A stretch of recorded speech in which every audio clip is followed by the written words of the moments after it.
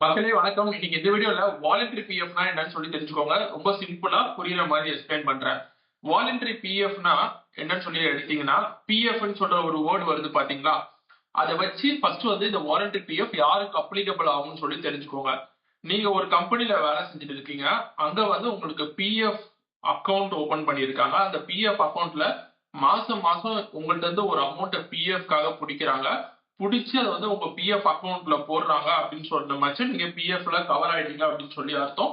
அதுல உங்களுக்கு UAN number இருக்கும். சரியா? இந்த பிஎஃப் எவ்வளவு அமௌண்ட் பிடிப்பாங்கன்னு சொல்லி பாத்தீங்கன்னா 12% of your basic and DNS allowance.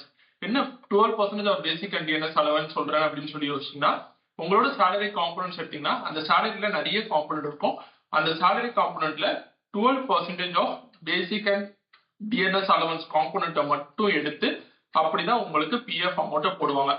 இப்ப இது வந்து எப்பொழுதுமே மாசம் மாசம் நடந்துட்டு இருக்க ஒரு ஆக்டிவிட்டி. இப்ப அதுக்கப்புறம் வாலண்டரி பிஎஃப் அப்படின்னு சொல்லி ஒன்று கொண்டு வந்தாங்க. இந்த வாலண்டரி பிஎஃப் என்னன்னு சொல்லி பாத்தீங்கன்னா, உங்களுக்கு ஏற்கனவே பிஎஃப்க்கு ஒரு அமௌண்ட் பிடிச்சிருக்காங்க.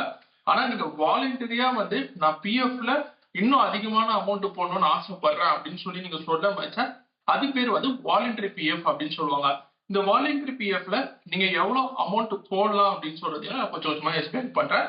ஏற்கனவே உங்க எல்லாருமே புரிஞ்சிருக்கும். இப்ப பிஎஃப்னா நார்மலா 12% of basic and DNS allowance பிடிப்பாங்க.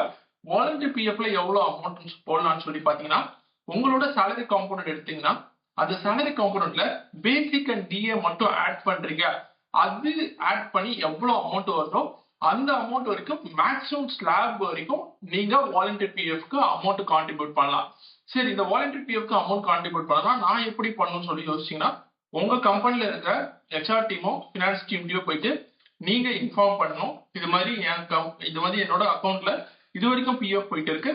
நான் இனிமேல் வாலண்டரி பிஎஃப் போடணும்னு ஆசைப்படுறேன் அப்படின்னு சொல்ற மாதிரி எவ்வளவுன்னு சொல்லிட்டு எழுதி கொடுக்க சொல்லுவாங்க. அதை எழுதி கொடுத்தீங்கன்னா நீங்க வாலண்டரி பிஎஃப் அமௌண்ட்டை எடுத்துப்பாங்க. ஓகேவா?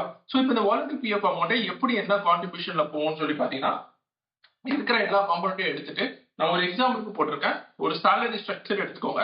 அந்த சேலரி ஸ்ட்ரக்சர்ல பேசிக் அண்ட் டிஎன்எஸ் அலவன்ஸ் ஒரு 10,000 இருக்கு. ஹெச்ஆர்ஏ ஹவுஸ் ரெண்ட் அலவன்ஸ் ஒரு 5,000 இருக்கு.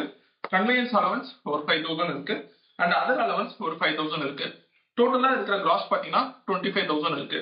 இப்ப இந்த வாலண்டரி பிஎஃப்க்கு மேக்ஸிமம் நீங்க எவ்வளவு போட முடியும்னு சொல்லி பாத்தீங்கன்னா, இங்க கொடுத்துருக்காங்க பாத்தீங்களா அமௌண்ட் 10,000. இந்த 10,000 அமௌண்ட் வந்து நீங்க வாலண்டரி பிஎஃப்க்கு நீங்க கான்ட்ரிபியூட் பண்ணலாம். நான் சொல்றது புரிஞ்சிருக்கும்னு சொல்லி நம்புறேன்.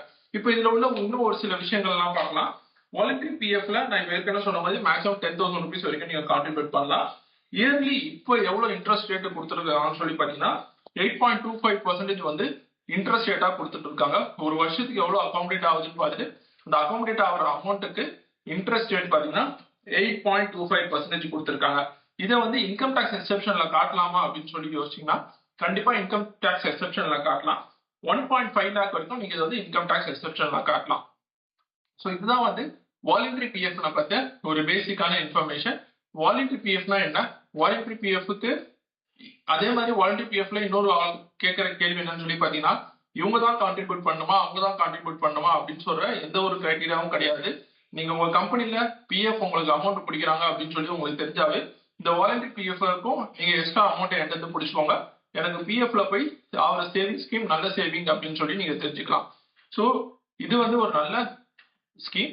இந்த ஸ்கீமோட இன்ஃபர்மேஷன் வந்து என்ன கேட்டீங்கன்னா நிறைய பேருக்கு தெரியவே தெரியாது. பிஎஃப் வந்து நம்ம நாட்டுல உள்ள ஜனத்தொகையில நிறைய பேர் வந்து பிஎஃப்க்கு அமௌண்ட் பிடிப்பாங்க. ஆனா அந்த பிஎஃப் அமௌண்ட்டை வித்ரா பண்றதா அதுக்கு 1008 பிரச்சனை. அந்த பிஎஃப் அமௌண்ட் வித்ரா பண்றதை மறந்தவங்க கோடிக்கணக்கான பேரு. அதுல வாலண்டரி பிஎஃப் பத்தி தெரிஞ்சுக்கிட்டவங்க ரொம்ப கம்மியான மக்கள் மட்டும்தான். உங்களுக்கு இந்த இன்ஃபர்மேஷன் யூஸ்ஃபுல்லா இருக்கும்னு சொல்லி தோணுதா நான் இந்த வீடியோ ரெக்கார்ட் பண்ணி போட்டேன். இந்த வீடியோ யாருக்கு யூஸ்ஃபுல்லா இருக்கும்னு சொல்லி உங்களுக்கு தோணுதோ அவங்களுக்கு ஷேர் பண்ணுங்க. இன்னொரு நல்ல வீடியோல நான் உங்களை பாக்குற வரைக்கும் tata bye bye, take care.